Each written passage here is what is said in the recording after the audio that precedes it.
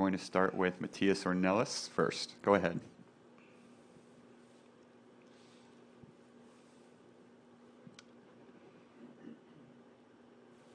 Still on mute.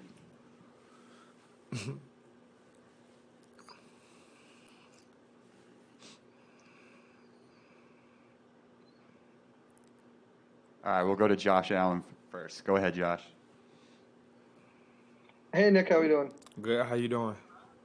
Good. Just was kind of wondering, through this whole draft process, has there been anyone that you've kind of leaned upon, former players, coaches that have kind of given you tips and advice on, what to expect? And then have you had any communications with the Buccaneers so far? Definitely just my parents. I always kind of lean on them with anything I go through in life.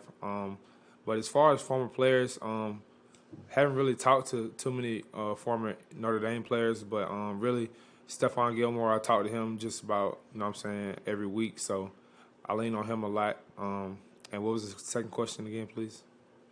Have you had any communication with the Bucs? Oh, no, I haven't. No, sir, I have not. All right, we're going to go to Pete Sampson next.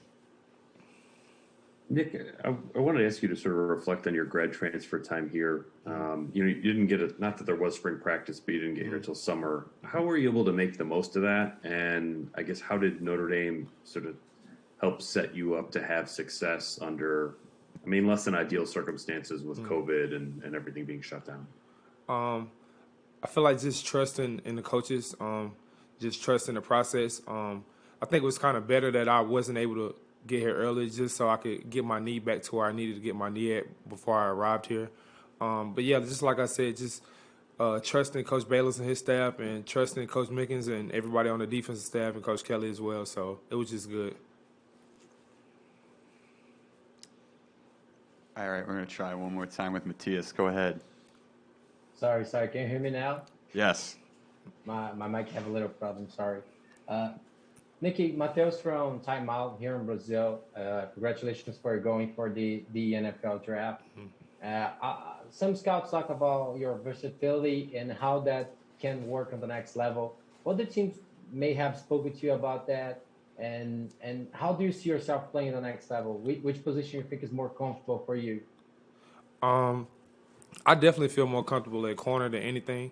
But just being long and being versatile, like I played some nickel at NC State prior to getting injured. But, yeah, just being versatile, just being long, being able to run with guys, and just my knowledge of the game, that's going to definitely help me in my transition to the NFL. So. All right, we're going to go to Tyler James next. Go ahead. Hey, Nick, you had a pretty successful Hula Bowl. What did you take away from that experience? It really just taught me, not taught me, it really just reassured myself that I can make plays, like whenever called upon. I feel like a lot of the times this year I played within the defense and within the scheme, but whenever I want to be able to be a playmaker and try to make plays on the edge, I can definitely do that. So it was good. All right, we'll go to Pete Sampson next. Go ahead, Pete. Nick, I wanted to ask you about the guys coming back at corner, whether it be Tariq or Clarence or even some of the younger guys we haven't seen. Could you just give us a sense of what Notre Dame has coming back there and maybe a guy that is a little under the radar who's impressed you, if there's anybody that comes to mind? It's going to be a dogfight in the room, but it's going to be healthy competitions. Coach Macon's going to motivate those guys to do well. But just a guy for me that's on my radar, just Cam Hart, from him being underneath my wing the whole season last year.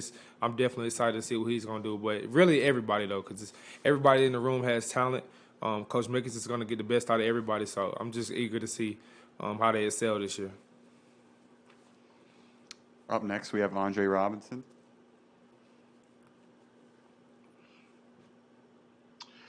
Hey, what's going on? Andre Robinson, Challenger Community News. Nick McCloud, congratulations on your pro day, my brother. Thank you.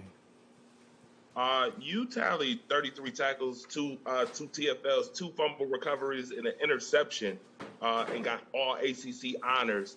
I know that will translate to the NFL probably pretty well, but my question to you is, what scheme is best for you? Are you a chase down corner, do you follow the receiver, or are you more in the zone? Because that's a big question that gets asked now. I definitely feel like I'm a press man corner. If you turn on the tape, Coach Lee and the scheme, they put me in a lot of positions to showcase my ability to press wide receivers to the line of scrimmage. So definitely that, but also I feel like I have the football IQ and the wits and the instincts and everything else to play zone coverage as well. So I feel like I'm pretty well-rounded. All right, we're going to go to Tyler James next. Nick, what kind of impact did Mike Mickens have on you? You only spent a year with him, but how much did he help you as a cornerback? Just being an older guy, I kind of see a lot of things differently from in the room, but just definitely him bringing his competitive spirit every day to practice. I tried to joke with him a lot, told him to match me at practice every day because I'm that guy too. So just seeing how his competitive energy just came in and it impacted the room very positively. So that and just being able to go talk to him about anything. We know we had a lot of social justice issues going on this year, so him just being like an uncle figure that I could go to or a father figure from some of the younger guys that we could go to anytime that we needed something. So that was very good. Up next, we have Matt Freeman. Go ahead. Hey, Nick. Not saying the NC State strength and conditioning program was below par by any means, but, I mean, how was Matt Bayless's program and culture different from what you experienced down there, and was that a big adjustment for you? Yeah, I feel like Coach D'Antonio Burnett, Coach down at NC State, his program was very good. So coming in, it was definitely a transition. As far as a weight room standpoint, I feel like I made stronger gains in the weight room a lot faster here. But Coach Bayless is a great person, great coach.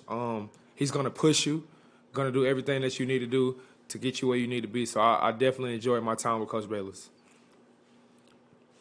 Up next, we have Patrick Engel. Nick, how much have you gotten to consult with or even train with or just kind of lean on Stephon Gilmore as a resource going through this draft process? Yeah, man, like I said, every day, weekly, you know what I'm saying? Anytime I need anything or any advice, I can call him. He'll pick up the phone. So he's definitely been very beneficial in this process, for sure. Reminder, we have a couple minutes left, so if you have a question, use the raise your hand function. And we have a question from Andre Robinson. Go ahead. All right. I covered the Bills here. Have you talked to the Buffalo Bills? I haven't spoken to them, but some people from around me in my circle have said they've asked, so yes, sir.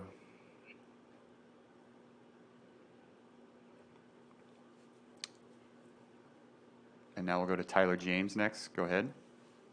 Nick, what's the thing that you feel like you can show teams in the next month before the draft to sort of prove to them that you deserve to be drafted? I mean, a lot of people definitely questioning my speed, so I feel like those questions definitely going to be answered in a couple days here. I feel like if I get on the board and I talk with those teams, I feel like I'm one of the most knowledgeable people in terms of football IQ in this draft. And like I said, if they talk to me, I just feel like they'll feel my competitive spirit, my love for the game. I feel like that's above a lot of others in this draft as well. So. And we'll do a last call for questions for Nick.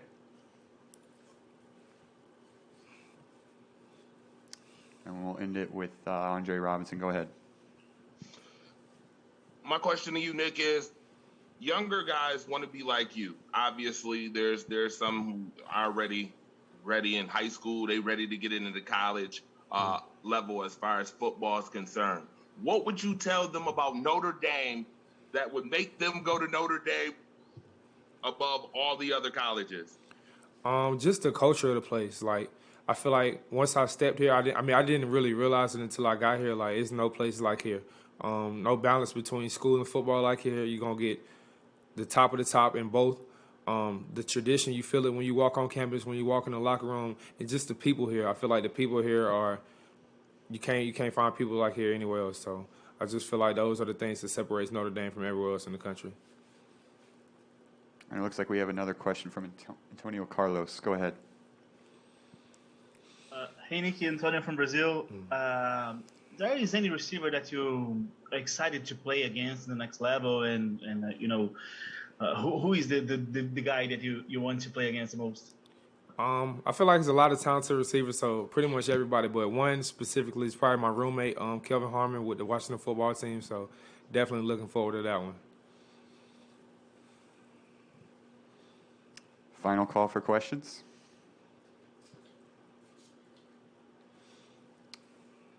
All right, we'll end it with Andre. This will be the last one. Nick, is there any NFL football teams that you want to play for? Because I just heard you say that you're looking to play against your roommate. Are you inkling that you want to play for an NFC East team, sir? I mean, wherever is a blessing, so I'm not really too hyped on any one place, so wherever would be good. All right, thank you, Nick. Thanks for joining us today. Thank you.